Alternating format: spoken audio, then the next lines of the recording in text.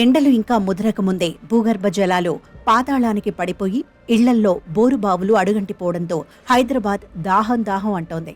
గత ఏడాది వర్షపాతం తగినంతగా లేకపోవడంతో వేసవి తొలి దశలోనే చాలా చోట్ల బోర్లు చుక్క నీరు లేకుండా ఇంకిపోయాయి.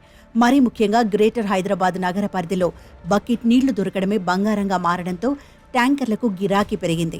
దీంతో పొద్దున, మధ్యాహ్నం, సాయంత్రం, అర్ధరాత్రి అన్న తేడా లేకుండా అన్ని వేళలా ట్యాంకర్లు తిరుగుతూ కనిపిస్తున్నాయి. ఈ పరిస్థితిని సొమ్ము చేసుకునేందుకు అక్రమార్కులు రంగంలోకి దిగారు. చెరువుల పక్కన ఖాళీ ప్లాట్లలో ఇలా ఎక్కడ పడితే అక్కడ బోర్లు వేసేసి కోట్ల కొద్దీ లీటర్ల నీటిని పుడమి కడుపు నుంచి తోడేసి వేలాది ట్యాంకర్ల ద్వారా సరఫరా చేస్తున్నారు.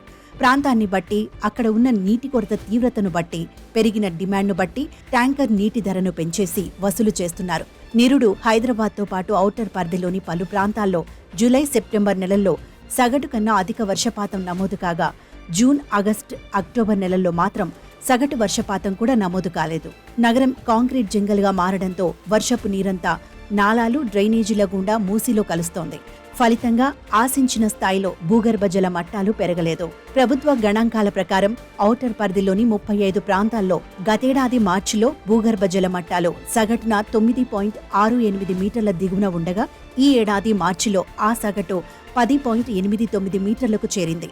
అంటే 1.2 మీటర్ల మేర దిగువకు పడిపోయినట్టు. కొన్ని చోట్ల మీటరు నుంచి ఏకంగా 5 మీటర్ల దిగువకు పడిపోయాయి.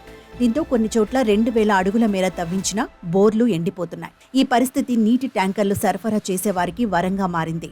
రేట్లు పెంచేసి నీటిని సరఫరా చేస్తున్నారు. సాధారణంగా 5000 లీటర్ల వాటర్ ట్యాంకర్ను బుక్ చేసిన వారికి 500కు వస్తుంది. ఇప్పుడు అదే ట్యాంకర్ 1000 నుంచి 1500, 1800 దాకా అమ్ముతున్నారు. అత్యవసరం ఉన్న ఆతిథ్య రంగ వ్యాపార వర్గాల వారికైతే 3000 నుంచి 5000 దాకా చెల్లించుకోక తప్పని దారుణమైన పరిస్థితి నెలకొంది.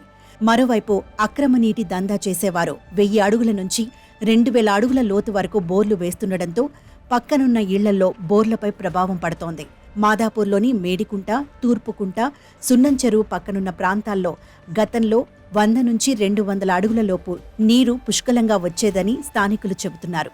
ఇప్పుడు 500 నుంచి 1000 అడుగుల వరకు బోర్లు వేయాల్సి వస్తోందని చెబుతున్నారు.